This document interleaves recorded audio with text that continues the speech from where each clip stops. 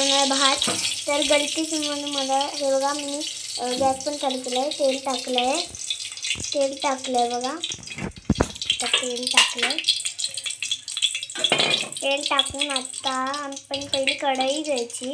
आधी गॅस चालू करायचा आणि कढई घ्यायची. कढईमध्ये तेल टाकायचा आणि मोहरी आहे. तुम्हाला वाटलं हे जिरं आहे पण मोहरी आहे. हे बघा मी तुम्हाला हे पण दाखवते. शॉर्टकट मोहरी आहे आणि हे काय आहे, हे काय मम्मी, काय जिरा आहे हा. तर आता लसूण टाकले आहे. लसूण बारीक करून, तुम्हाला लसूण एवढी पण थोडीच बारीक करायची, बारीक पूर्ण नाही करायची. तुम्हाला जशी करायची आहे तशी तुम्ही बारीक करू शकता. आता टाकला आहे कढीपत्ता, कांदा आणि कांदा थोडा जास्त टाकायचा, थोडा जास्त फक्त.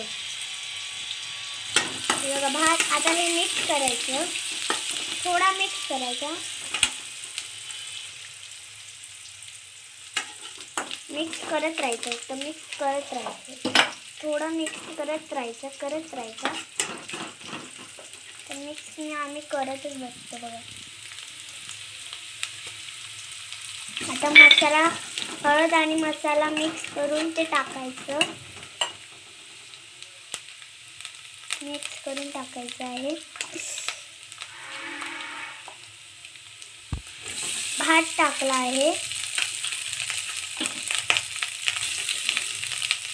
भात जितका टाकायचा तितका टाकू शकता तुम्ही. आम्ही थोडंच टाकणार आहे कारण की आमची फॅमिली फक्त 3च लोक खाणार आहे.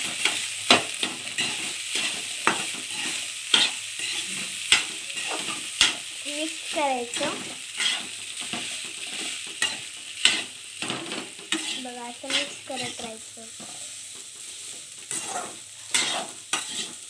आणि वास मस्त येतो बघा. तुम्ही एकदा ट्राय करून बघा, मस्त, एकदम मस्त छान लागेल.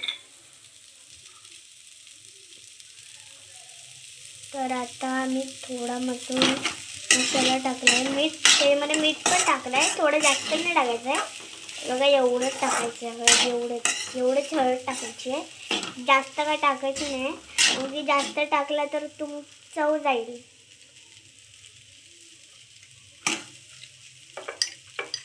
थोडंसंच टाकायचं आहे मीठ, बस थोडंसंच. आता थोडंसंच मीठ टाकायचं आहे.